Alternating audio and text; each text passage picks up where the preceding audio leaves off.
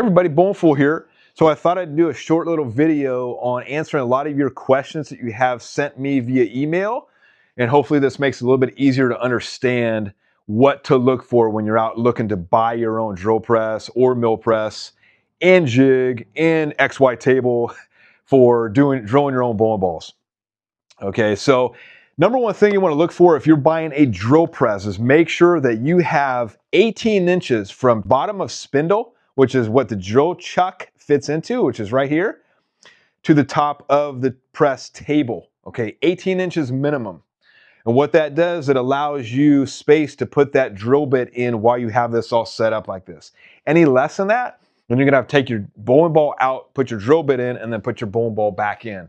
Okay, it's gonna be a pain in the butt. So I recommend a minimum of 18 inches if you have a drill press. The Rongfu RF31 mill press that I do have here has an 18 inches, okay? And I'll show you exactly what that means. So I have this set up. I have the head unit all the way to the top.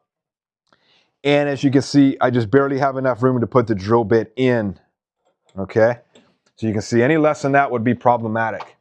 Also, another thing you want to look forward to is spindle travel, okay? Make sure that you have, if you're doing interchangeable thumbs, make sure you have at least 4¼ inch spindle travel. Any less than that, and you're not going to be able to drill the hole deep enough to put your interchangeables in. This is the version 2.5 jig that I have right here, okay? This is the bottom plate that I have, and this is the top plate. So I do not sell the version 1 or 2.0 anymore. The current version that I sell is 2.5. 2.5 has this little rounded edge right here on the corner. So when I put the jig on top of the ball, it allows me to slide this in without the corner hitting the rods here. That's the only difference between this and 2.0. Okay. A lot of you guys have been emailing me saying you have, a specific drill press brand. And if you're watching my old videos, I had the Delta 18-900L drill press. And one thing that I don't think I mentioned in those videos, the bolt holes on the Vevor XY table did not match up with the top of the drill press table, the holes that are lined up for that, okay? So what I had to do is get a 1/2 inch aluminum plate to sandwich in between the bottom of the Vevor XY table and the top of the drill press table. Okay, so what I did is I drilled and tapped holes. I attached the Vevor XY table to that, and then I drilled and tapped holes to fit the aluminum plate onto the drill press table. One of the only downfalls of buying the Delta 18-900L, I think it's only with that model. If you get an older model, I don't think you have that same problem. Delta designed the new table a little bit differently, and I don't agree with the way they designed it. Another table that you can get too for a drill press is the WEN, W-E-N. And there's a floor model drill press that they sell at Home Depot and I believe Lowe's as well. It's around $800. That's another good option. And I believe that one fits the Vevor XY table without needing a 1/2 inch aluminum plate. I will always recommend a floor model drill press over a benchtop drill press. And the reason being is you will not have that 18 inches distance from bottom of spindle to top of table with a bench top. There may be some out there that have that, but a lot of them don't. And if they do have it, you don't have the required 4½ inches quill travel that you'll need, especially if you're drilling interchangeable thumbs. And another thing to look out for if you guys are buying a used drill press is check the runout. Okay, I had a couple of you email me and you have no idea what runout is. That's okay. I didn't know what runout was either when I first started getting this stuff. So runout essentially in layman's terms is the vibration you get right here with the quill and the drill chuck. So if you can bring this down and actually feel some kind of movement or looseness, that's vibration. Okay, that's going to lead to vibration. Vibration is really bad, especially when you're drilling bowling balls or cutting plugs. A lot of people will find that they'll get vibration with cutting plugs, especially with a drill press. That's why I've made this jig ridiculously strong. But on your end, what you have to do is you have to check the runout. Okay, so I recommend a runout gauge. Runout gauges can be found on Amazon for $35, $40. And you'll put this in. There's videos all over the internet on how to check runout. Essentially what you're doing with that gauge is checking the looseness of this chuck. You want it to be extremely tight tolerances and minimal vibration. Now, you get a mill press, the vibration in runout is going to most likely be very minimal. One thing I recommend is you get a quality chuck. This is a Jacobs. This ran me, I think it was $350. They are not cheap, but they are quality and they have very little run out. They're actually guaranteed to not have a run out more than 0.00016. Another brand you can get is Precision Matthews. Those are a little bit less expensive. They're around 150, 175 bucks, and those are also guaranteed to have a certain amount of run out. I think that has a warranty of up to 5 years. This is a 1-year warranty. Another one to get would be the Lombrick chuck, which is what I had on the Delta drill press that I had in earlier videos. And that one set me back $400. I would say if you're just getting an old drill press, the first upgrade you need to do is a drill chuck, a quality drill chuck. Do not go buy the one on Amazon. Garbage, okay? You'll get a lot of run out with those. You'll get so much run out as soon as you bring this down, it'll start to vibrate. Also too, speaking of vibration, if you have an older drill press or a newer drill press, and you're cutting plugs, you will have a little bit of vibration. It's just the nature of the drill press, okay? Drill presses, unlike a mill press, do not have side load capability. So which means with a mill press like this, I can bring this down and drill a hole into aluminum plate or whatnot and move the table at the same time.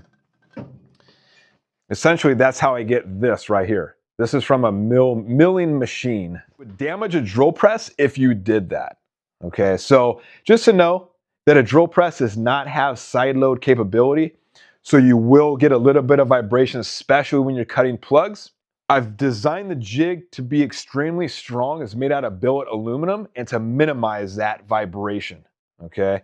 You're gonna have to, on your end, get a quality chuck and also check the run out and make sure it's damn near zero, okay, to not get any vibration. With my old Delta 18-900L that I had before, when I was cutting plugs, I got a little bit of vibration when I first started bringing it down, and as I brought the plug cutter down closer to the ball, the vibration was pretty much next to nothing. If you get a mill press, you don't have to worry about that, and that's why most pro shops use a mill press. But for your DIY home garage, you're trying to save a buck, just know that you will get a little bit of vibration when you are cutting plugs. Also too, another question that I get asked a lot too is, will your jig fit my table? Okay, so this is designed to fit the Vevor XY table. Okay, these are the holes for the Vevor XY table.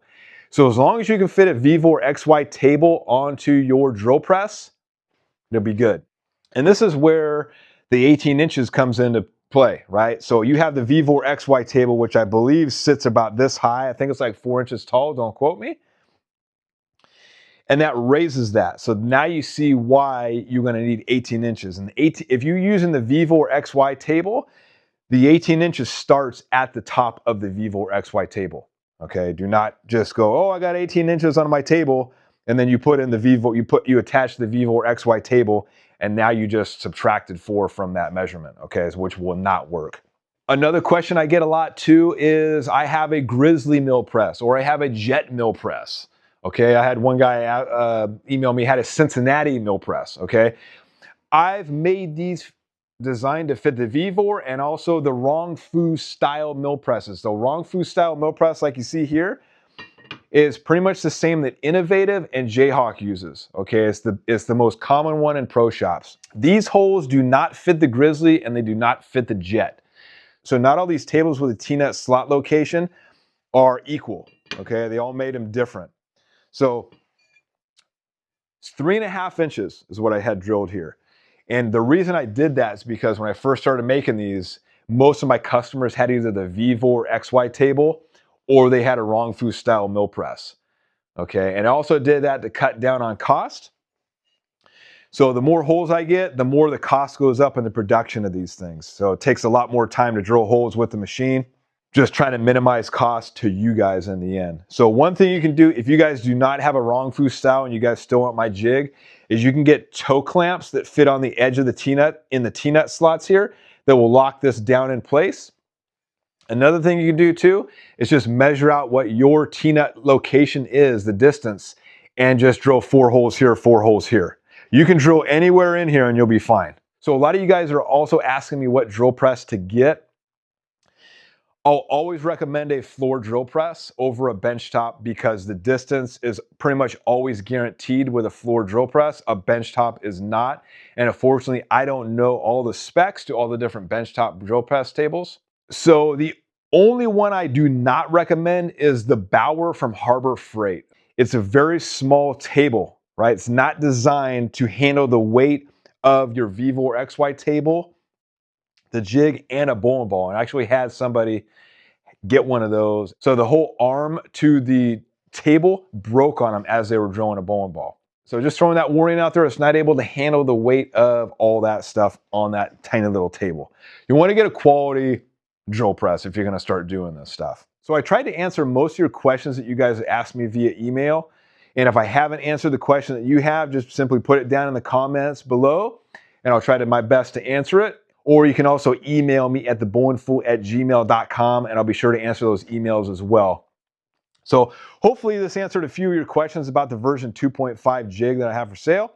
So with that said, thanks for watching everybody, and thanks for your support on my channel. I truly appreciate it. If you're interested in buying the version 2.5 jig that I have for sale, email me at thebowlingfool@gmail.com. And until then, thanks for watching, thanks for your support, and I'll see you on the next video.